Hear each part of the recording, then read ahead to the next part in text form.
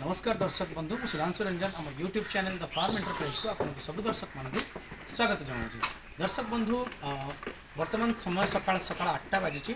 घटना कौन है विगत किछि दिन धरी बहुत जन चाषी भाई मैंने मतलब फोन कर पचारि आम छेली और छुआ को बहुत अधिक मात्रा ठंडा हो जाइए से नाक मोटा सिघाणी बाहर सहित से क्या ज्वर हो। देखो दर्शक बंधु पाणीपागर परिस्थिति जो बदली जाए तो प्रथम ठंडा दिन थिला वर्तमान वर्तमान बहुत जोरे खरा आसला तेणुक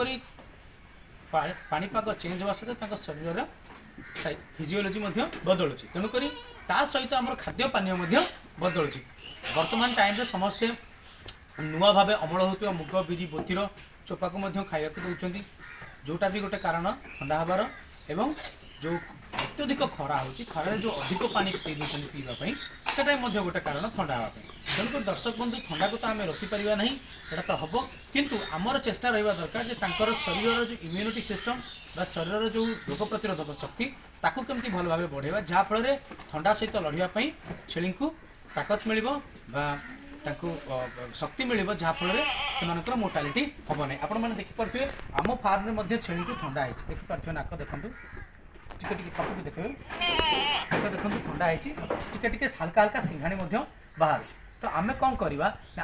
अलरेडी आम चिकित्सा मो चैनल में अलरेडी करुँची तो बर्तमान मुझे आपको डिटेल्स भाव बतेबी केमी आम ट्रिटमेंट करूँ। चलतु जा दर्शक देखो आम अलरेडी मु जो ट्रिटमेंट करुँची प्रथम जिनस कौन ना आमको ध्यान रखा पड़ो फास्ट आम शरीर फिजियोलोजी को ठीक रखार अच्छे। देखो जो ठंडा गरम जो परिस्थिति ताको न्यूट्रलाइज करने सब बेस्ट जिनस हूँ मिक्स ऑयल। देखो एमती मिक्स ऑयल आम अलरेडी बनईकी रखीदेचु ताको बर्तमान आम छाणी दौचु। दर्शक बंधु जो आप मिक्स ऑयल बनाऊँ चेष्टा करेंगे जे जदि आपंकर छेली देह भल ना ताले फ्रेश तैयारी कर मिक्स ऑयल को जब बनईकी देवे ताहले सेटा बेसी भल काम करिवो ना कि जदि बनईकी आप रखीदे ताठू बेसी भल काम करिवो जदि फ्रेश मिक्स ऑयल आप बनाऊँ। देखो यहीपरि भाव में मिक्स ऑयल आप बनइबे बन सारापर छाणीदे छाणीदेला व्यवहार को नेबे। ये हूँ प्रथम ट्रिटमेंट जे आमको मिक्स ऑयल दबार अच्छे। मिक्स ऑयल वीडियो ऑलरेडी मो चैनल अच्छी मुझे तार लिंक यही वीडियो डिस्क्रिप्शन में देदेवी आप जाकि देखिपारे बनईकी देवे। तेणुक आपको आम दबा केमी देखो आम पाखे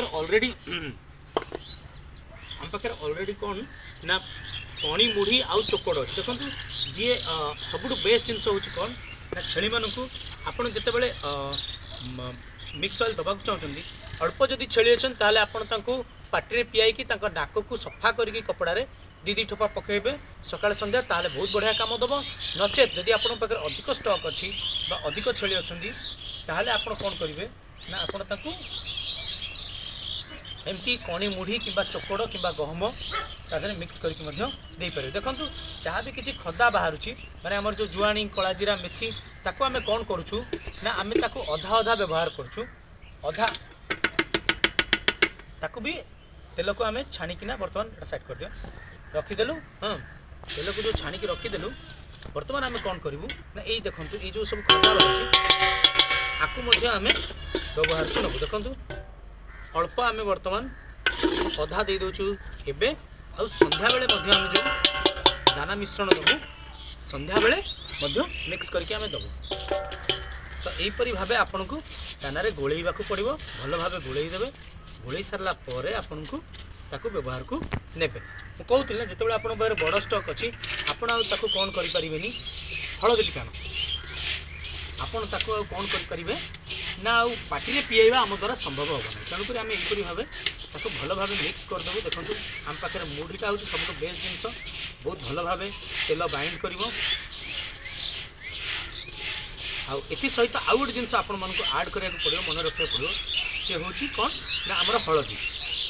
हलदी रे anti microbial anti fungal aunty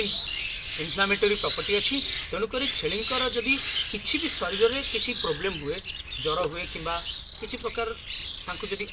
अजीब लगे ताले हलदी बहुत बढ़िया काम दब। तेणुक मोर चाषी भाई मानक अनुरोध से जिते मिक्स ऑयल दौरान मिक्स ऑयल सांगे जदि हलदी मिश्रण करके देवे ताले से हलदीटा बहुत भल भाव कौन हम ना शरीर को जीव आउ बहुत भल दिए हलदी पकाओ आउ चेष्टा करेंगे प्रति छेली पिछा 1 ग्राम रु 2 ग्राम आउ दियो 1 ग्राम रु 2 ग्राम पर्यंत हलदी व्यवहार करते यहीपरि भाव आप भल भाव हलदी मिक्स करके सोरिष तेल छेली को खाइबा को देते ये जिनस आप सकाळ संध्या यदि 4-5 दिन करेंगे ताहले आपनकर छेली ठंडारू बचीजे किसी असुविधा हेब ना किंतु जदि आप वर्ष तमाम ये जिनस व्यवहार करुँच राउंड द इयर जदि खाइबा को दौरान ताहले किसी असुविधा ना तेणुक आपण मानक ध्यान भी रखा पड़े जब वर्ष सारा आप जिनस करके देवे ताहले आपनकर इंग्लिश औषध रे आ पैसा खर्च हम ना नॉर्मली जदि सीवियर कंडीशन हुए ताहले आमे औषध व्यवहार करिया नहले एई यदि स्टार्टिंग रू आमे जानि दो जे आम छेली को ठंडा होईची किबा हबाकू जाउची ताहले आमे जदि यार व्यवहार करिबा ताहले हमर पैसा कम खर्च हो तेणुक मोर अनुरोध चाषी भाई मानक से क्योर उपर ध्यान न देकी प्रिभेन्सन उपर ध्यान दिंतु तो मोर कहबार अर्थ होची रोग हवा जाए न दवा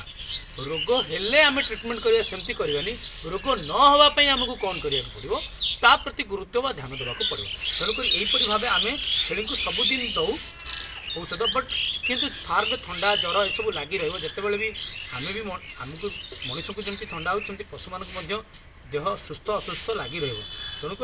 आपड़ जदि एमती कम करुवे देखो जहाँ भी खता थिला जुआनी कला जीरा मेथी ताको आम बहुत भल भाव मिक्स कर देचु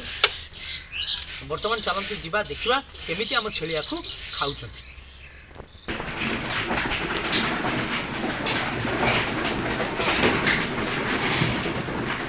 दर्शक बंधु भाव आम मुढ़ी मुढ़ी पकई देचु भले तेल मिक्स करके छेली केते आग्रह सहित खाऊँ यहीपरि भाव आपण मानक चेष्टा करा पड़े सब छेली केमती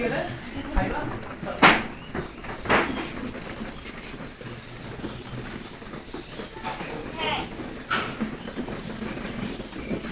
देखो यहीपरि भाव आपण मानक हलदी मिक्स ऑयल मिक्स करके खाइबा को देबाक पड़े आउ गोटे जिन कहना चाहिए जिते आप नुआ बोती खाइबा दौरान बोतीर क्वांटिटी अधिक रखु ना बोतीर क्वांटिटी कम कम रखी खाइबा दिंतु आउ पानी चेष्टा करंतु पीया को देवाई सुखिला चारा खाइला परे आउ पानी पाग जो गरम थी मनकर 10टा 11टा 12टा भितर पानी पीवा दिंतु ना कि सकाळु सकाळु पानी पीवा दिंतु ना तो एति कहबी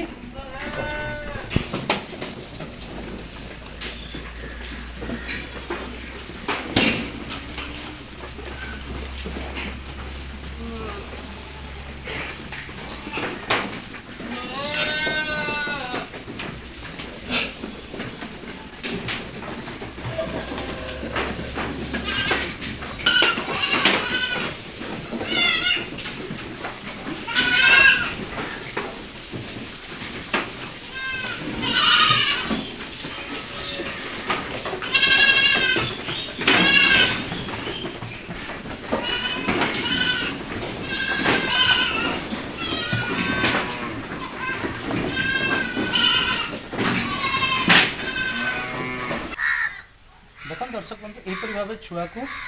समस्त समस्या छुआ को यहीपरि भाव ठंडा हो देखते नाकरू सिंघाणी बाहर कार कार बहुत मोटा सिंघाणी बाहर ये सिंघाणी जो अधिक हो जाए से निमोनिया कंडीशन आसिक छेली खाଇବା पीवा छाड़ी दिए और मरी जाए तेणुक ये आरंभ होती कंडीशन आपको कौन करा पड़ो ना प्रथम ता नाकटा को भल भाव सफा करा पड़ो देखो नाक सफा करदेला देखो नाक पूरा क्लीन अच्छी माने सिवियरिटी बर्तमान से अधिक आसी ना तो प्रथम आपको कौन करा पड़ो ना आपण को सोरिष तेल अति कम रे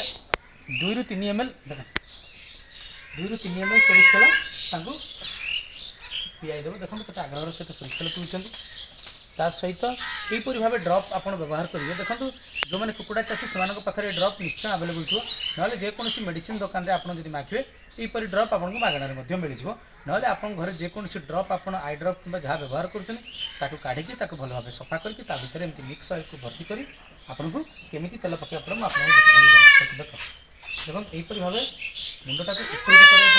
ऊपर करना आपन को देखते 2 ठोपा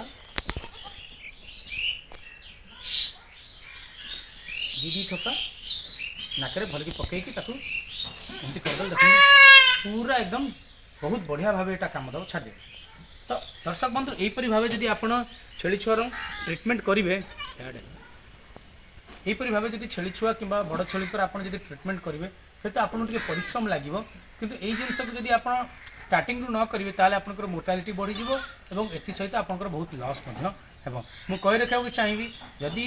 କୌଣସି ଛେଳି ବା କୌଣସି ଫାର୍ମରେ ସିଭିଅରିଟି ବଢ଼ିବାକୁ